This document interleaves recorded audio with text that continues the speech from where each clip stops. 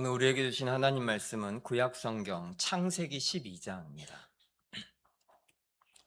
창세기 12장 1절부터 9절까지 말씀입니다. 구약 성경 14페이지 창세기 12장 1절부터 9절까지 말씀입니다. 창세기 12장 1절부터 9절까지 말씀 제가 읽겠습니다.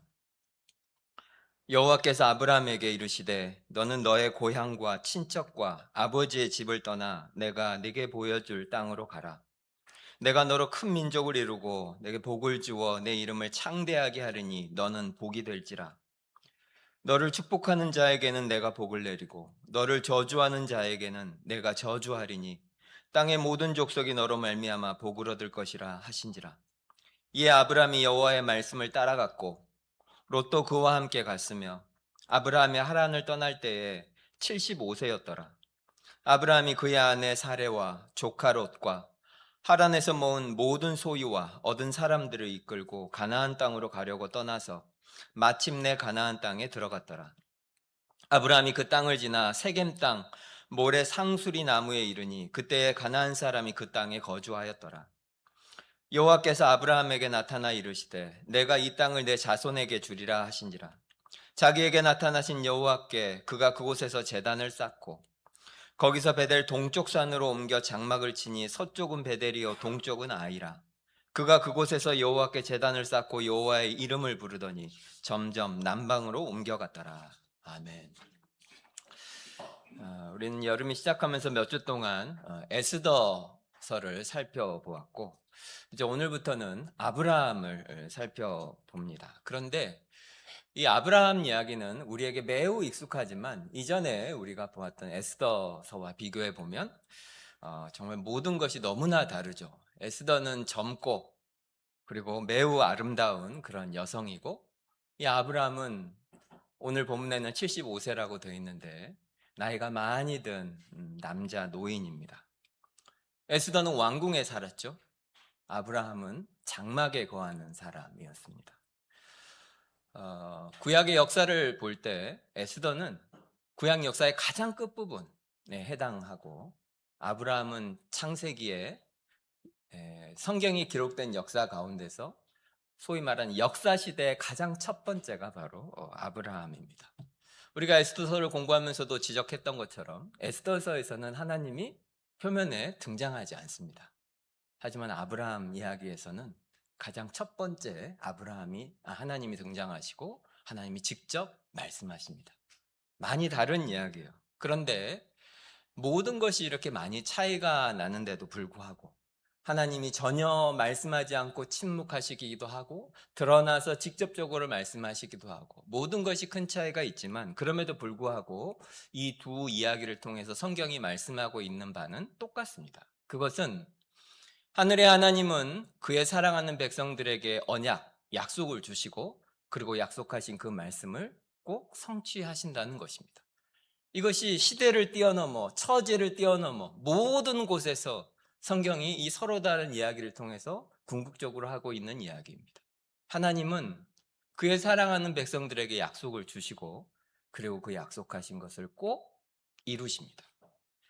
그런 의미에서 에스더서에서는 하나님이 전혀 등장하지 않지만 에스더서의 진짜 주인공은 하나님이시고 마찬가지로 우리가 아브라함 이야기를 보지만 이 이야기에서 가장 중요한 주인공은 역시 하나님이십니다. 그래서 우리는 아브라함 이야기를 통해서 아브라함의 믿음도 배우지만 우리가 목표하는 한 가지는 아브라함을 아브라함으로 만드신 그 하나님을 우리가 말씀을 통해서 만나려고 하는 것이 궁극적인 목적입니다. 창세기를 보면 그 시작은 하나님께서 세상을 창조하시는 것으로 시작하죠. 창세기 1장부터 11장까지 이야기를 짧게 요약하면 하나님께서 세상을 창조하셨지만 인간은 바로 죄를 짓고 하나님께 반역함으로 하나님이 만들어 놓으신 그 아름다운 세상에서 쫓겨납니다. 그리고 가인도 여호와 앞에서 쫓겨나고 그리고 결국에는 사람들이 홍수 이후에 그 엄청난 심판을 받은 이후에도 바벨탑을 쌓으면서 하나님의 이름이 아니라 자신의 이름을 영광스럽게 하고 높이려고 그렇게 하는 이야기입니다. 하지만 그 어두운 이야기 속에 하나님께서 한 줄기 은혜, 그 은혜의 물줄기를 남겨놓으시는데 그것이 바로 셋의 가족 이야기입니다. 셋의 가문을 통해서 하나님은 은혜의 너무나 작은 물줄기를 남겨놓으시는데 결국에 데라에 이르러서는 마지막 그 은혜의 물줄기마저 완전히 끊어지게 돼요. 여호수아서 24장에 보면 여호수아가 어떻게 말하냐면 아브라함의 아버지 이 데라가 유브라데강 저편에서 다른 신을 섬겼다, 이렇게 여호수아서 24장이 말하고 있습니다. 그러니까 이 우르와 하란, 좀 이따 말씀드리겠지만 유브라데강 저편 우르와 하란이라고 한 이 두 곳은 당시에 달의 신, 그러니까 하나님 여호와가 아니라 달의 신 우상을 섬기는 가장 대표적인 도시들이었습니다. 그러니까 하나님께서 그 어두운 시대에 셋을 통해서, 그의 후손들을 통해서 정말 아주 작은 은혜의 물줄기를 허락해 놓으셨지만 그 데라에 이르러서는 그 가족조차도 우르에 거하면서 달의 신을 섬기면서 하나님의 은혜의 물줄기가 이제 완전히 세상으로부터 끊어져 버린 것 같은 그 이야기를 들려주는 것이 창세기 1장부터 11장까지 이야기입니다. 그런데 창세기 11장이 이렇게 끝나고 한 장 바로 뒤인 우리가 읽은 이 12장이 시작이 되면 그 첫 절이 굉장히 예상치 못한 말로 시작하죠. 어떻게 시작합니까? 여호와께서 아브라함에게 이르시되. 무슨 뜻입니까? 세상이 너무너무 어둡지만 하나님은 그 어두운 세상을 포기하지 않으셨고, 그래서 한 사람을 부르시기 시작하는 장면이 12장 1절에 나옵니다. 하나님 아브라함을 부르시죠. 그러니까 하나님은 아브라함과 그의 후손을 통해서 이 깨어져 버린 세상을 다시 구원하시기로 하나님은 작정하신 것입니다. 그런데 성경이 말하고 있는 이 아브람은 우리가 흔히 알고 있는 그 아브라함에 대한 그 이미지랑은 조금은 다릅니다. 오늘 우리가 읽은 이 성경을 보아도 알지만 성경에는 아브라함이 간절히 하나님을 찾았다는 기록도 없고, 아브라함이 여호와 하나님을 찾으며 기도했다는 기록도 없고, 그가 특별히 다른 사람보다 더 거룩한 사람이었다, 그 세대 많은 사람들 중에서도 아브라함 같은 사람이 없었다, 이런 기록이 성경에 사실 있지 않습니다.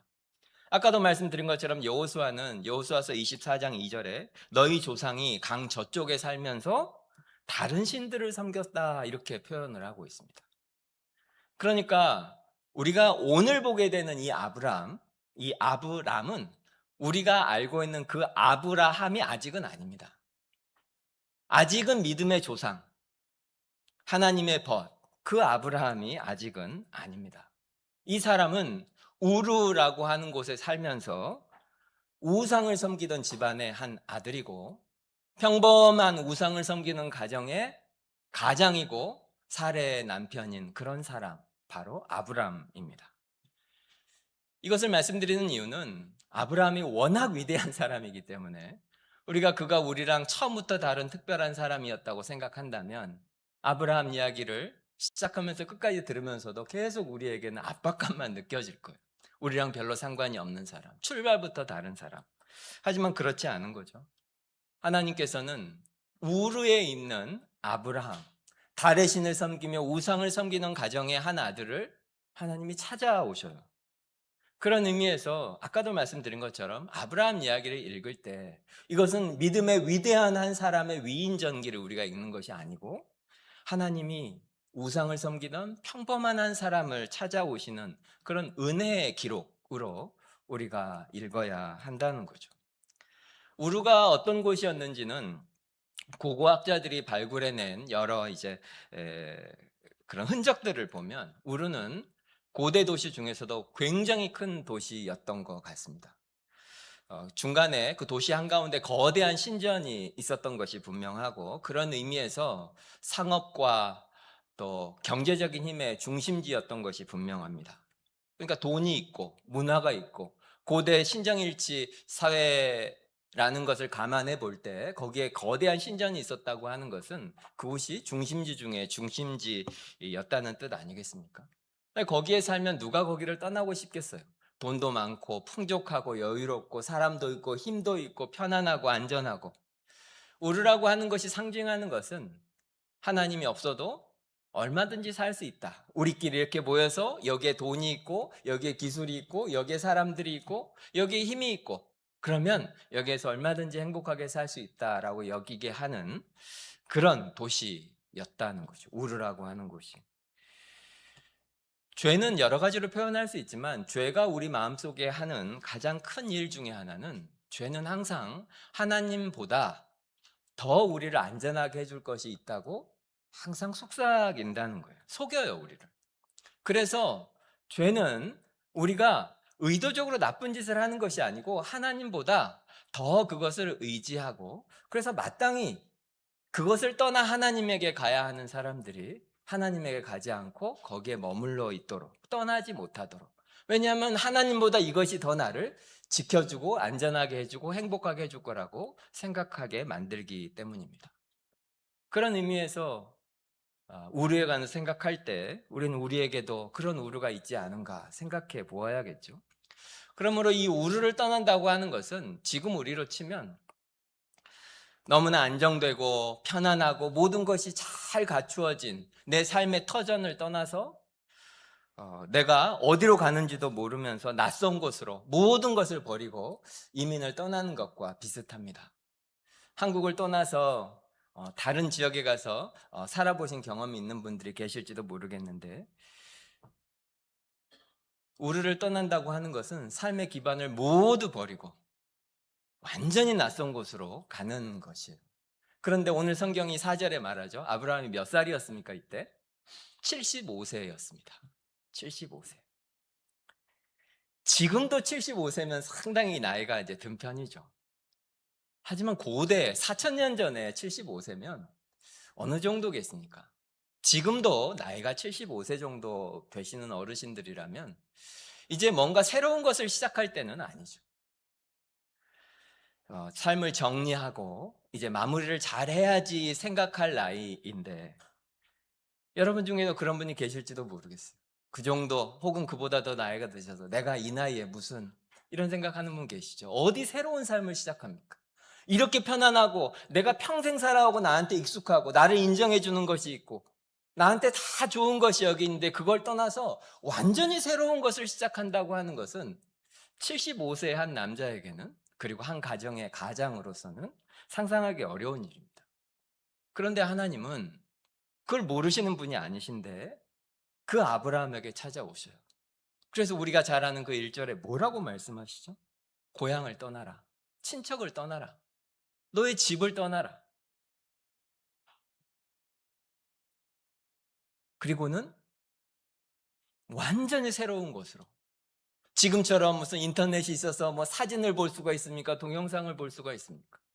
그냥 상상 속에서만 존재하는 그 어떤 땅으로.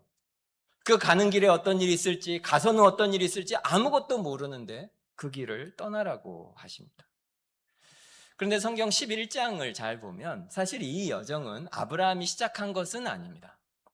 아브라함의 아버지 데라, 이 데라가 사실 가나안으로 가는 이 여행을 먼저 시작했어요. 11장 31절을 한번 보시겠어요? 데라가 그 아들 아브라함과 하란의 아들인 그의 손자 롯과 그의 며느리 아브라함의 아내 사레를 데리고 갈대아인의 우르를 떠나 가나안 땅으로 가고자 하더니 하란에 이르러 거기 거류하였으므로.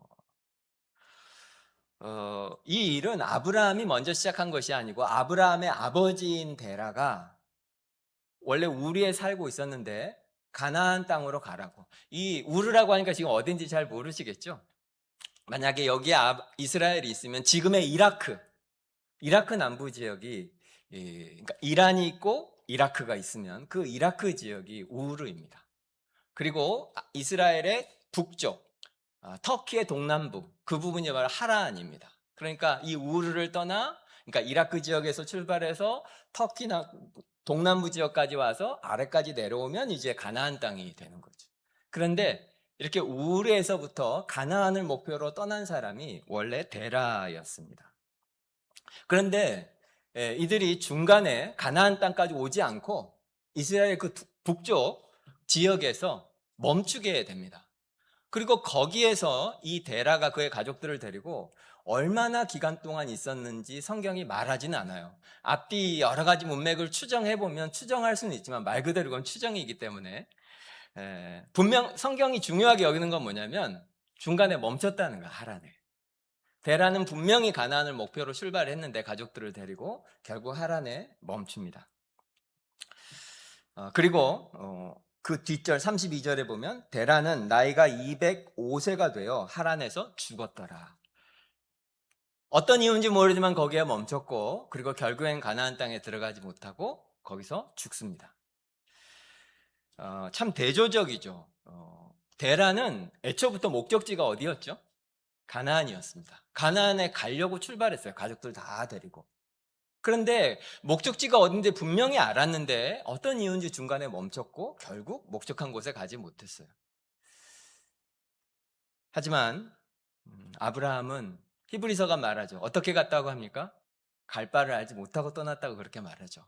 갈 바를 알지 못하고 떠났지만 결국 하나님의 의도하신 목적지에 이르게 됩니다. 이것을 너무 과하게 해석하고 있는지 모르지만 여기서 우리는 믿음이 무엇인지 조금 배울 수 있습니다. 데라가 왜 하란에서 멈추고 아브라함은 갈 바를 알지 못하고 떠났는데 어떻게 해서 끝까지 갈 수 있었을까요? 목적지를 알았으면 데라는 분명히 자기가 어디까지 가야 하는 줄 알았습니다. 하지만 중간에서 멈추고 결국 목적한 곳에 이르지 못했죠. 아브라함은 출발할 때 갈 바를 알지 못하고 떠났지만 결국에 목적지에 이르게 됩니다. 가장 큰 차이는 하나님의 말씀이죠. 하나님의 말씀이 그에게 있었고 하나님의 말씀하셨으니 거기에 순종했고 순종한 길을 따라가면 내가 갈 바를 알지 못한다 하더라도 목적지에 이르게 됩니다.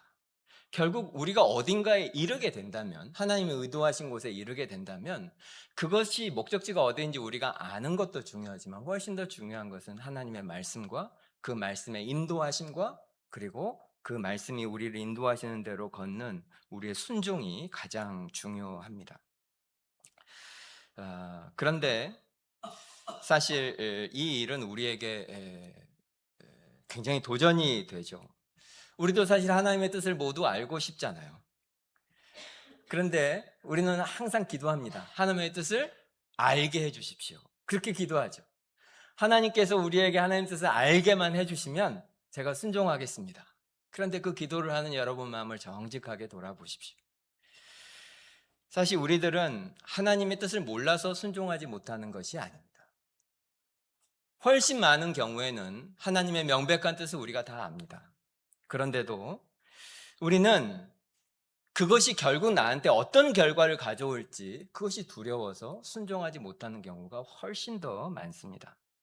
하나님의 뜻이 무엇인지보다 그 뜻이 결국 나를 어디로 이끌고 가게 할지, 그 하나님 뜻대로 내가 살면 그 결말이 도대체 어떻게 될지 그것이 두려워서 내가 원하는 결말이 아닐까 봐 그래서 순종하지 못하는 경우가 훨씬 많죠. 그러니까 하나님 뜻을 알고 싶은 것이 아니라 사실은 우리는 하나님 뜻이 가져올 그 결과를 미리 확인하고 싶은 거예요.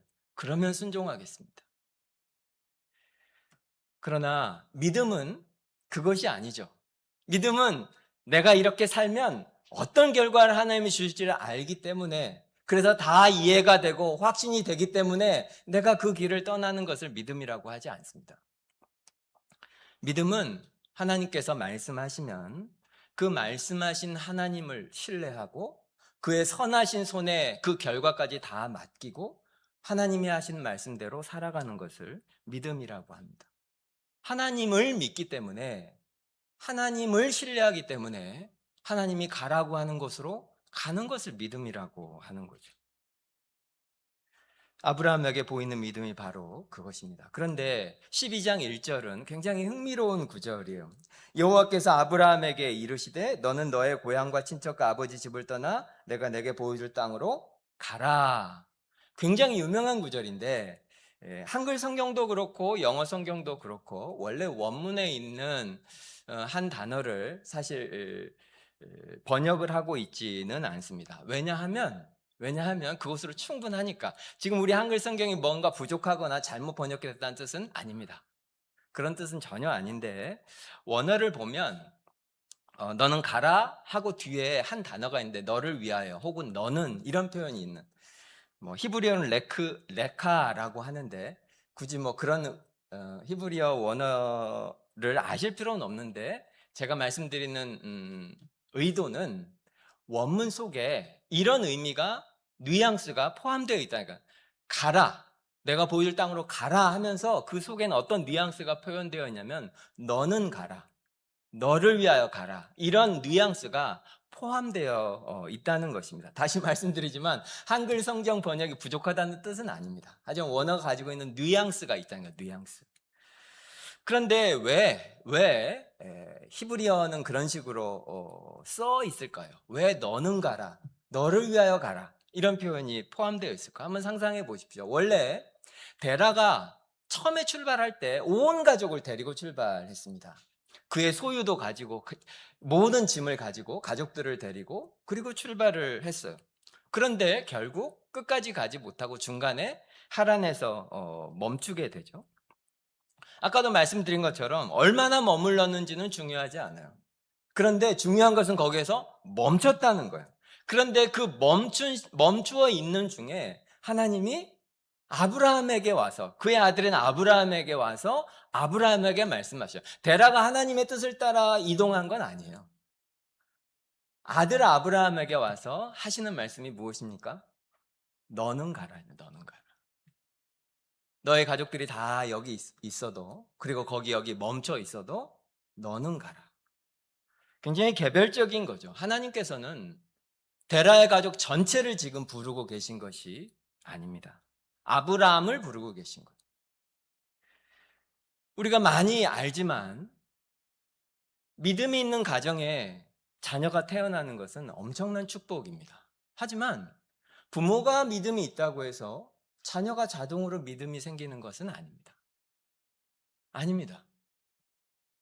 부부가 결혼을 했는데 한 사람이 믿음이 있다고 해서 다른 배우자가 자동으로 믿음이 생기는 것도 아닙니다. 좋은 교회에 다녀서 믿음의 공동체 속에 속해 있다고 해서 자동으로 믿음이 생기는 것도 아닙니다. 우리가 흔히 많이 인용하고 있는 것처럼 아브라함과 이삭과 야곱의 하나님이라고 부르잖아요. 아브라함의 아들이면 자동으로 믿음이 생기는 것이 아니에요. 아브라함의 아들 이삭은 하나님을 개별적으로 만나야 하고 이삭의 아들 야곱은 하나님을 개별적으로 만나야 합니다. 즉 하나님은 교회라고 하는 공동체를 통해서 우리를 부르시지만 우리를 구원하신 다음에 교회 속에 넣어두시지만 하나님은 모든 사람을 한 사람 한 사람을 개별적으로 부르십니다. 너는 가라. 성경은 이 사건을 굉장히 단순하게 아주 짧게 말하고 있죠. 여호와께서 아브라함에게 이르시되. 하지만 담담해 보이는 이 문장이지만 이 문장을 깊이 묵상해 보면 정말 이 짧은 문장이 가지고 있는 무게가 엄청나게 큽니다. 정확하게 하나님이 아브라함을 부르신 것이 어디이고 언제이고 그것을 창세기 12장이 아주 구체적으로 말씀하고 있지는 않아요. 그런데 사도행전 7장에 보면 스데반이 이 장면을 이제 주석하고 있는 장면이 있어요. 사도행전 7장 2절에 스데반이 이렇게 말해요. 우리 조상 아브라함이 하란에 있기 전 메소포타미아에 있을 때의 영광의 하나님이 그에게 보이사. 제가 다시 읽어볼게요. 제가 말씀드렸죠. 우르가 있고 하란이 있고 여기에 이제 가나안 땅이에요. 근데 스데반이 어떻게 말합니까? 우리 조상 아브라함이 하란에 있기 전 메소포타미아 우르에 있을 때 그때에 영광의 하나님이 그에게 보이셨다라고 성경이 말하고 있습니다. 그러니까 아브라함은 우르에 살 때 자신은 몰랐지만 하나님은 이미 그때부터 아브라함을 택하셨고 아브라함을 인도하고 아브라함의 삶 가운데 섭리하고 계셨다는 뜻이죠. 그는 몰랐지만 하나님은 섭리 가운데 아브라함을 이미 부르고 계셨던 거예요. 그에게 나타나 직접 말씀하시기 이전에 이미 오래전부터 하나님은 아브라함을 택하고 그를 부르고 계셨습니다. 아까도 말씀드린 것처럼 아브라함이 하나님을 찾았다는 기록은 전혀 성경에 나오지 않고 있습니다. 기도했다, 예배했다, 제단을 쌓았다. 이건 다 하나님을 만난 다음에 나오는 이야기. 그런데 하나님이 아브라함을 찾아오시죠. 그러니까 이것이 믿음이 어떻게 시작되는지를 아주 명확하게 보여주는 그런 장면입니다. 여러 차례 말씀을 드린 것처럼 성경은 사람이 저 멀리 계시는 하늘에 계신 하나님을 향해서 가는 이야기가 아니라 정반대죠. 하나님께서 소망이 없는 인간 가운데로 찾아오시는 이야기. 사람이 하나님을 찾는 이야기가 아니라 하나님이 사람을 찾는 이야기, 죄인을 찾는 이야기. 그것이 성경입니다. 그러니까 신앙생활이라고 하는 것은 다 그런 거죠. 우리는 어떻게 해서 이 자리에 있게 되었습니까? 성경 공부를 열심히 해서 좋은 교회 다녀서 내가 열심히 기도해서 그것이 아니죠. 내가 노력해서 내가 하나님을 찾아서 내가 깨달아서 우리가 여기 있게 된 것이 아닙니다. 창세기 12장이 정확하게 보여주고 있죠. 아브라함은 어디에 있었습니까? 우상의 땅 우르에 살고 있었습니다.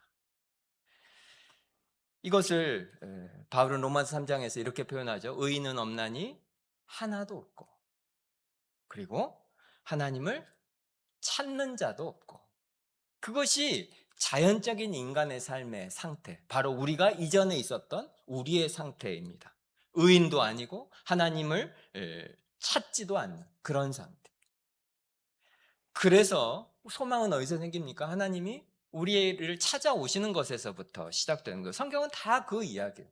그러니까 하나님이 찾아오시는 모든 사람은 다 자격이 없는 사람들이고 준비되지 않은 사람들이고, 오늘 아브라함의 이야기에서 더 잘 보이는 것처럼 우상을 섬기는 사람, 그런 사람에게 하나님이 찾아오십니다. 그래서 은혜라고 부르는 거죠. 하나님이 아브라함을 부르실 때 아브라함에 관한 다른 기록이 사실 성경에 없어요. 본문 어디에도. 아까 말씀드린 것처럼 오히려 여호수아는 다른 신을 섬겼다고 명시적으로 말하고 있습니다. 아브라함이 어떤 상태였는지 잘 보여주고 있는 거죠. 우리 가운데는 하나님의 섭리 가운데 믿음이 좋은 부모님이 있는 가정에서 태어나 그 믿음을 잘 전수받고 배우고 지금 예수 잘 섬기고 계신 분들도 계실 거예요. 하지만 믿음이 없는 그런 가정에서 태어난 그런 분들도 여러분 가운데는 계실 겁니다. 부모님이 여러분을 위해서 기도하는 소리를 평생 한 번도 들어보지 못한 분들도 계시죠. 부모님과 함께 하나님을 찬송하고 예배당에 같이 온 경험이 한 번도 없는 분들이 여러분 가운데 계실지도 모르겠습니다. 그 정도가 아니라 가족인데 오히려 사사건건 신앙생활하고 교회 다닌 것을 반대하고 힘들게 하는 그런 일들을 겪으면서 예수를 믿고 계신 분이 여러분 가운데 계실지도 모릅니다. 하지만 아브라함을 보십시오. 아브라함의 아버지 데라는 믿음의 사람이 전혀 아니었어요. 이 집안에 무슨 기도의 전통, 신앙의 유산 이런 것이 어디 있겠습니까? 오히려 달을 섬기던 집안이었어요. 그런데 하나님은 그런 가정 속에 있는 한 사람을 택해요. 그리고 이 그 한 사람을 통해서 상상할 수 없는 일을 하나님이 하십니다. 교회 다니다 보면 가끔 그런 표현을 듣게 돼요. 신앙의 명문가 막 이런 표현을 가끔 듣는데 신앙의 유산 중요하죠. 그리고 좋은 선물 맞습니다. 하지만 이런 표현을 가끔 들으면 좀 거북한 표현이 되기도 해요. 왜냐하면 하나님은 사람을 그의 배경으로 일하시는 분이 전혀 아니시기 때문에 그렇습니다. 어떤 가정, 어떤 배경, 어떤 상황에서라도 하나님은 그 안에 있는 한 사람을 택하고 그 한 사람을 통해서 하나님의 크신 역사를 얼마든지 행하시는 그런 분이시기 때문에 그렇습니다. 우리들 중에는 여러분 스스로가 여러분 가정의 신앙의 가장 첫 사람인 그런 분도 계시죠. 여러분이 첫 세대인 그런 분도 아마 계실 거예요. 하지만 그것이 우리가 낙심해야 될 이유는 전혀 아닙니다. 심지어 우리가 불리한 출발을 한 것도 전혀 아닙니다. 아브라함이 첫사람이잖아요. 하나님은 우상을 섬기는 가정에 우상에 따라서 땅에서 자란 이 한 사람을 불러서 한 가정을 바꾸시고 하나님의 나라를 그를 통해 세우시고 이 땅에 있는 모든 민족들에게 복을 주는 복의 통로로 하나님이 만드시지 않습니까? 우리가 주목해야 될 것은 왜 하나님께서 아브라함을 택하셨을까입니다. 지상에 예를 들자면 이렇게 우상의 땅에 우상을 섬기는 사람 중에 하나님이 한 명을 뽑는다면 아브라함 말고도 누구든 될 수 있는 거였잖아요. 아브라함에게 아무 자격이 없는 것이 맞다면 누구든지 아브라함을 대체할 수 있었을 텐데 왜 하나님은 아브라함을 택하셨을까요? 그래서 왜 우리가 아는 그 아브라함이 되게 했을까요? 그 이유는 성경은 전혀 설명하지 않습니다. 한 단어로 말하면 은혜죠. 도대체 왜인지. 그 사람 안에 아무런 자격이 없는데 하나님이 도대체 왜 이 사람을 택해서 구원해 주셨는지. 만약에 우리가 그 이유가 있다면 그것은 더 이상 은혜가 아닙니다. 성경이 우리가 이 자리에 있는 것을 은혜라고 부른다면 우리가 모두 그런 똑같은 자리에 있다가 아무 자격이 없는 우리를 하나님께서 그냥 택하셨기 때문에 우리가 그 누구보다 나은 것이 아무것도 없고 여기 있기 때문에 더 나은 사람인 것도 아닌 오직 하나님의 그 은혜로 우리가 여기 있다는 뜻이 됩니다. 우리가 그 은혜를 받은 거예요. 아브라함이 받은 그 은혜를 동일한 은혜를 우리가 받아서 오늘 이 자리에 있습니다. 아브라함이 부름 받은 그 부르심을 우리도 받고 있는 거죠. 하지만 오늘 성경을 보면 하나님이 아브라함을 부르실 때 그 부르심 속에는 이해하기 어려운 여러 가지 문제들이 있습니다. 우리가 잘 아는 하나님이 아브라함에게 주신 복을 한번 보십시오. 2절에 보면 내가 너로 큰 민족을 이루고 내게 복을 주어 내 이름을 창대하게 하리니 너는 복이 될지라. 하나님께서 내가 너로 큰 민족을 이루게 하겠다 이렇게 말씀하시죠. 민족이 되려면 뭐 야곱처럼 이렇게 자식이 많아야 될 거 아니에요. 근데 아브라함은 아이가 없어요.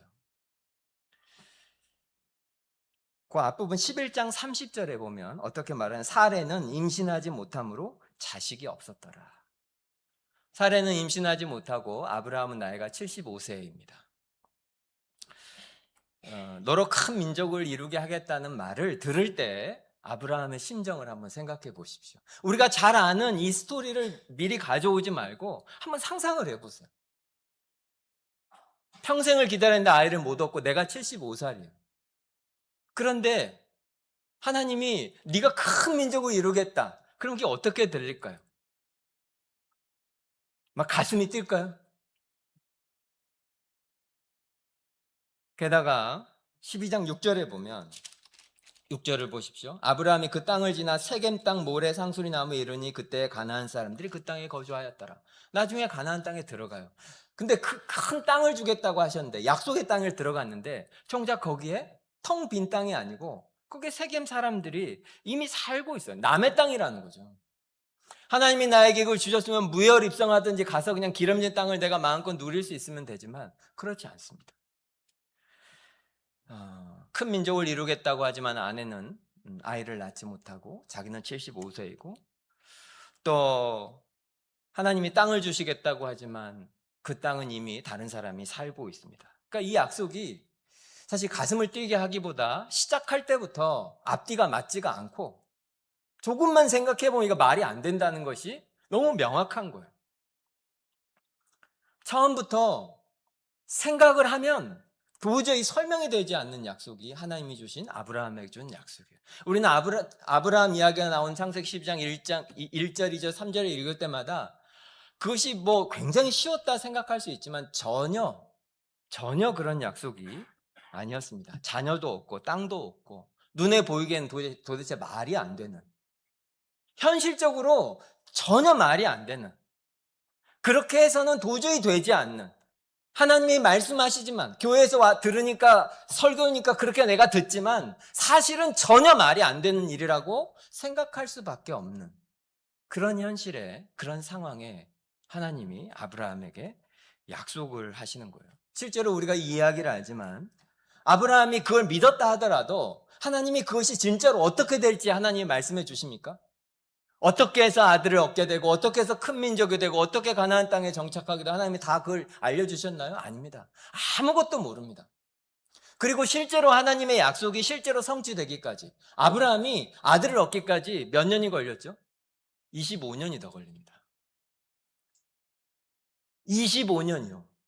여러분 25년 동안 혹시 기도하신 제목이 있어요?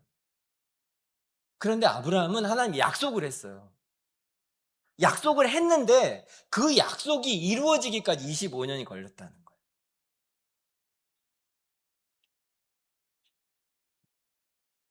하나님이 어떤 분이신지, 그 약속이 어떻게 성취됐는지 우리는 계속해서 볼 겁니다. 그런데 이 사실은 조금만 상식이 있는 사람이고 생각이 있는 사람이라면 말이 안 되는, 불가능해 보이는 이 하나님의 약속에 아브라함이 어떻게 반응하죠? 4절을 보십시오. 이에 아브라함이 여호와의 말씀을 따라갔고 롯도 그와 함께 갔으며 아브라함의 하란을 떠날 때 75세였더라.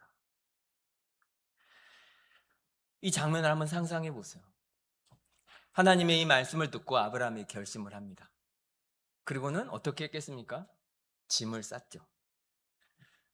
우리 짐 싸자. 아내에게, 조카 롯에게.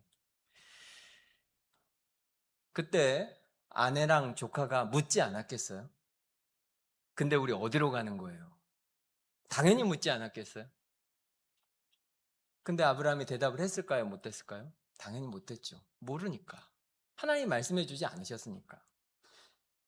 분명히 하나님 말씀, 내가 너에게 보여줄 땅으로, 1절이 그렇게 말하고 있잖아요. 아브라함은 목적지를 알아서 간 게 아니라 하나님이 가라 하니까 간 거예요.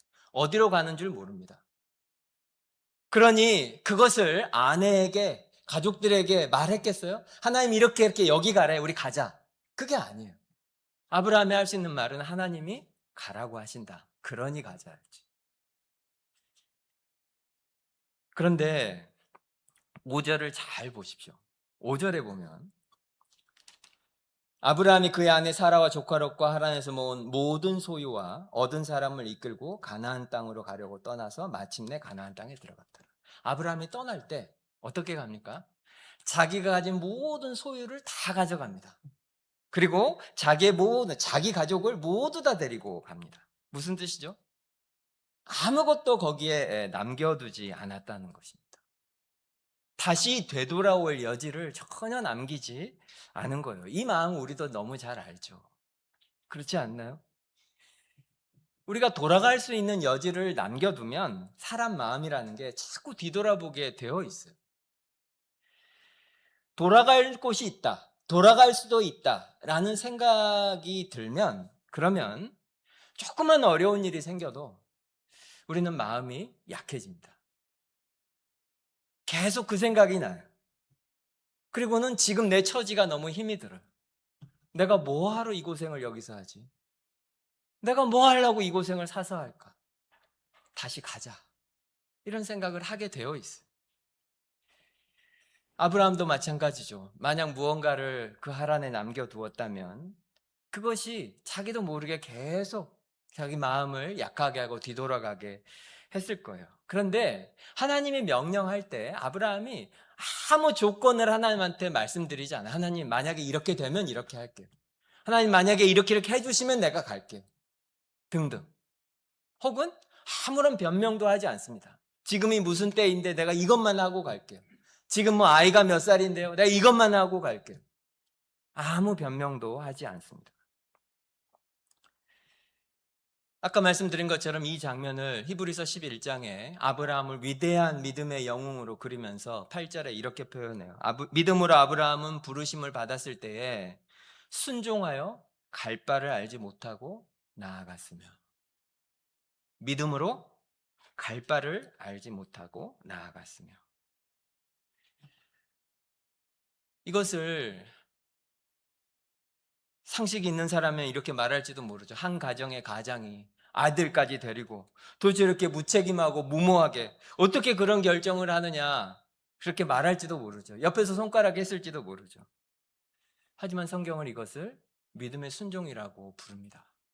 믿음이란 무엇인지 말해주는 것이 바로 이것이라고 성경은 모든 곳에서 아브라함의 이 믿음의 순종을 칭찬하고 있습니다. 우리에게 이것을 본받으라고 성경은 말하고 있습니다. 그러면서도 성경은 이것을 굉장히 아주 간결하게 그렇게 기록해요.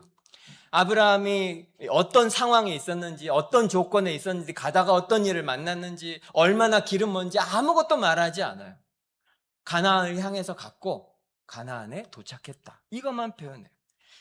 제가 설교의 제목으로 쓰려다가 끝까지 못 쓴 표현이 12장 4절에 나오는 그 앞부분이에요. 아브라함이 여호와의 말씀을 따라갔고.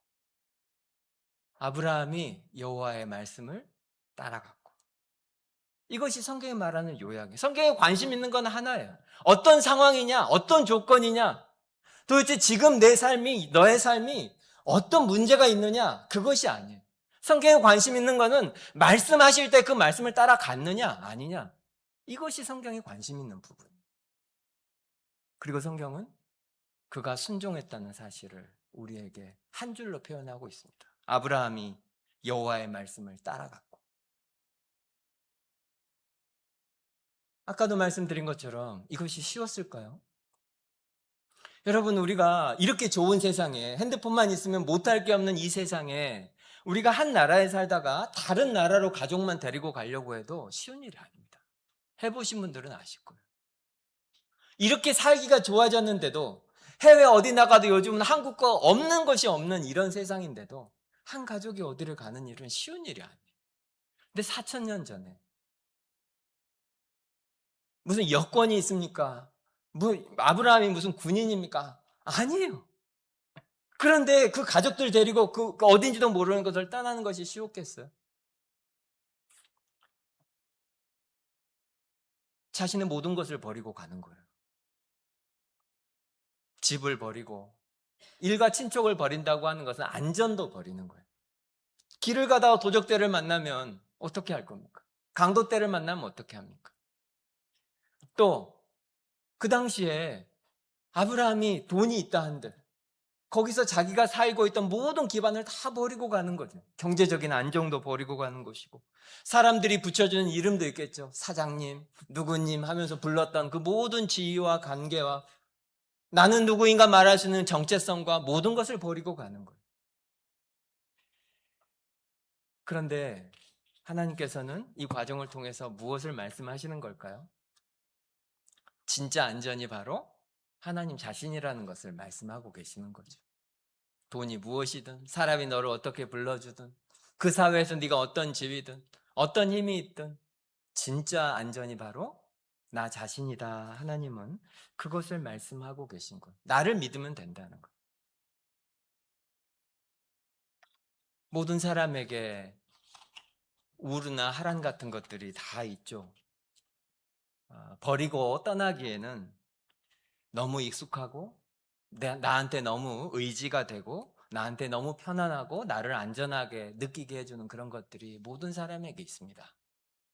그것이 돈인 사람도 있고, 그것이 사람들이 나에게 주는 칭찬이기도 하고, 어떤 사람은 그것이 명함이기도 하고, 어떤 사람은 외모이기도 하고, 다양하게 할 수 있겠죠. 하나님보다 더 의지하게 하는 것. 하나님 뜻이 너무나 명백한데도 그 뜻에 순종하기보다 이것이 없어지는 것이 더 두려운 그런 것들이 다 있습니다. 그럼에도 불구하고 아브라함이라고 그것이 없었겠어요? 당연히 있었겠지만 어떻게 했다고 말하죠? 말씀을 따라갔고, 하나님의 말씀을 따라갔습니다. 우리가 주의해야 할 것은, 너무나 잘 알지만 다시 기억해야 될 것은, 아브라함이 그것이 다 이해가 됐고 어떤 미래가 펼쳐질지 다 알았기 때문에, 그렇기 때문에 간 것이 절대로 아니라는 거예요. 내가 이렇게 순종을 하면 어떤 결말로 이어질지 너무나 명백히 알기 때문에 이 길을 떠난 것이 아니라는 겁니다. 이유는 하나예요. 하나님이 말씀하셨기 때문에. 그런데 아까도 말씀드린 것처럼 그 약속을 따라 가나안에 갔지만 그곳에 하나님이 약속하신 것이 있었습니까? 없었습니다. 그렇게 큰 대가를 지불하고 가나안에 갔어요. 그랬더니 갑자기 내가 순종했더니 하나님이 자녀도 주시고 땅도 주시고 부자 되게 해주시고 그런 일이 벌어졌습니까? 안 그랬습니다. 여전히 그곳에 자녀도 없고 내가 살 땅도 없고 그 장면이 7절 이하에 계속 나와요. 한번 보십시오. 6절부터 보면 아브라함이 그 땅을 지나 세겜 땅 모래 상수리 나무에 이르니 그때 가나안 사람이 그 땅에 거주하였더라. 여호와께서 아브라함에게 나타나 이르시되 내가 이 땅을 내 자손에게 주리라 하신지라. 자기에게 나타나신 여호와께 그가 그곳에서 제단을 쌓고 거기서 베델 동쪽 산으로 옮겨 장막을 치니 서쪽은 베델이요 동쪽은 아이라. 그가 그곳에 여호와께 제단을 쌓고 여호와의 이름을 부르더니. 이 짧은 2절, 3절 제가 읽었는데 주의 깊게 읽어보면 여기에 패턴이 보이지 않나요? 아브라함이 가나안에 도착했습니다. 도착했더니 하나님이 말씀하시고 아브라함이 어떻게 하죠? 제단을 쌓습니다. 7절에 세겜에 이르러 제단을 쌓고, 그런 다음에 다시 8절에 베델 동쪽 산으로 옮겨서 무엇을 하죠? 장막을 칩니다. 그리고 나서 어떻게 합니까? 거기서 제단을 쌓고, 9절에 보면 점점 남방으로 옮겨가고, 패턴이 반복이 되죠. 아까도 말씀드린 것처럼 하나님이 말씀하셔서 큰 대가를 지불하고 순종하고 거기에 왔어요. 하지만 거기에서도 하나님이 약속하신 것이 아직 다 이루어지지 않아요. 그래서 아브라함이 어떻게 합니까? 거기에 장막을 치고 하나님을 예배합니다. 제단을 쌓아요. 그리고 다시 다른 곳으로 옮겨서 장막을 짓고 거기서 다시 하나님을 예배합니다. 장막은 집이 아니죠. 성경에서 장막은 말 그대로 우리가 여기에서 영원히 거주할 곳이 이 땅이 아니다라고 하는 것을 상징적으로 보여주는 장치가 장막입니다. 그리고 제단은 하나님을 예배한다라고 하는 것을 상징적으로 보여주는 거죠. 창세기를 적으면서 하나님께서는 우리가 의도적으로 이것을 하나님께서는 우리가 발견하도록 의도적으로 이것을 계속해서 반복해서 보여주고 계십니다. 언제든지 옮길 수 있는 이 장막을 들고 어디에 가든지 무엇을 하라? 제단을 쌓아 하나님을 예배하는 삶. 우리는 이곳에 영원히 살 수 있는 사람이 아닙니다. 여기 우리 집이 아니고 우리의 본향은 여기가 아니에요. 이 땅에서 우리는 잠시 있다 머물다가 우리는 다시 옮겨야 하는 삶입니다. 장막의 삶이라는 거죠. 하지만 우리가 어디에 있든지 하나님을 예배하는 사람이 되어야 하겠죠. 언제든지 하나님이 저것으로 하면 그곳에 가서 거기서 하나님을 예배하는 사람. 아무리 거기가 좋아도, 아무리 거기가 편안해도 하나님이 저것으로 하면 다시 그곳으로 가서 하나님을 예배하는 사람이 되라는 거예요. 여러분은 어떠십니까? 우리는 정반대로 살고 있지는 않나요? 이곳이 좋사오니 여기다 크고 무겁고 아름다운 집을 짓기 위해서 점점 더 오히려 하나님을 예배하는 것은 더 가볍게 혹시 여기고 있다면 이것은 하나님이 우리에게 의도하신 이 땅의 삶과는 거리가 굉장히 멉니다. 아브라함을 통해서 보여주고 있는 삶과도 거리가 멉니다. 장막은 우리가 나그네라는 뜻이고, 그리고 제단은 우리가 하나님에게 속한 사람이라는 것을 보여줍니다. 아브라함은 어디 가든지 당연히 장막이 있어야죠. 하지만 그리고 꼭 제단을 쌓아 하나님을 예배했습니다. 이 땅을 나그네로 살지만 어디로 보내시든지 그곳에서 하나님의 영광을 위하여 하나님을 예배하는 사람이 되었다는 거죠. 어디로 가든지 무엇을 하든지 내가 하나님께 속한 자이고 하나님을 예배하는 사람이라는 것을 아브라함은 드러내서 살았습니다. 이 땅이 우리의 영원한 집이 아니기 때문에 우리는 아브라함 시리즈를 시작하면서 아브라함을 기억할 때 믿음의 사람으로 기억합니다. 하지만 오늘 이 시리즈 첫 번째 설교에서 창세기 12장 앞부분이 계속해서 보여주는 것은 아브라함의 믿음이 아니라 오히려 하나님의 은혜입니다. 하나님은 우리에 있던 그 아브라함을 찾아오시고 말씀하시고 그리고 익숙한 곳을 떠나게 하시고 가나안에 이르기까지 그를 인도하시고 가나안에 이른 후에도 그가 하나님의 영광을 위해 살도록 하나님께서 끝까지 그의 모든 걸음을 인도하십니다.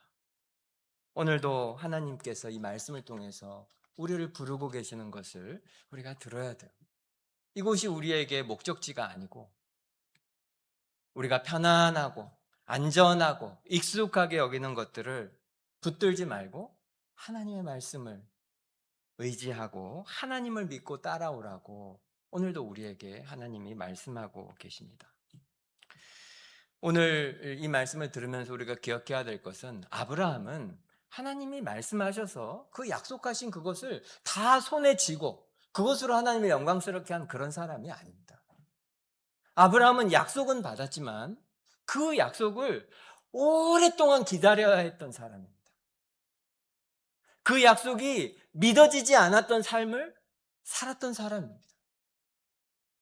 아들을 주시겠다고 한 약속을 받고 또 약속을 받고 그리고도 기다려야 했던 삶을 살았던 사람입니다.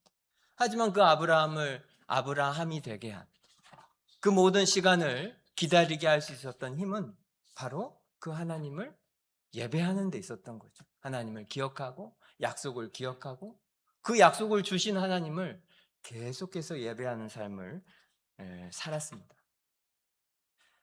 우리도 마찬가지로 하나님의 약속이 우리에게 있습니다. 그리고 내일 다시 하나님이 우리를 보내신 그곳에 있으면 오늘 우리에게 주신 이 위대하고 믿어지지 않는 큰 약속이 그곳에서는 아무런 무의미한 것처럼 여겨질지도 모릅니다. 하지만 하나님을 예배해야 합니다. 그곳에서 제단을 쌓아야죠. 아브라함 이야기를 들을 때마다 이 이야기를 우리가 읽을 때마다 우리 마음속에 하나님께서 혹시 떠나라고 하는 것이 있는지 한번 돌아보십시오. 너무 편안하고 너무 안전하고 너무 좋고 하나님의 뜻은 알지만 순종하기에는 너무 두렵고 그렇게 했다가는 너무 손해가 클 것 같고 그래서 망설여지고 주저하는 그런 것들이 혹시 있는지. 아브라함은 모든 것이 다 준비가 돼서 떠난 것이 아닙니다. 하나님을 믿기로 하고 그리고 그 한 발을 내딛는 거죠. 그러면 하나님께서 인도하시고 그 다음 걸음을 인도하시고 그 다음 걸음을 인도하십니다. 하나님은 준비된 사람을 부르시는 것이 아니고 택한 사람을 그의 걸음을 함께 하시면서 인도해 가시고 결국 아브라함을 믿음의 조상인 아브라함으로 바꾸어 내시는 분이십니다. 빚어 가신다는 거죠. 우리의 삶도 우리가 두렵지만 하나님이 말씀하실 때 순종하면 하나님께서 아브라함을 아브라함으로 바꿔주신 것처럼 우리도 그렇게 믿음의 사람으로 빚어가 주실 줄 믿습니다. 우리 믿음으로 한 주간 살게 되기를 간절히 바랍니다. 우리 말씀을 생각하시면서 한번 좀 기도하면 좋겠습니다. 익숙한 이야기였지만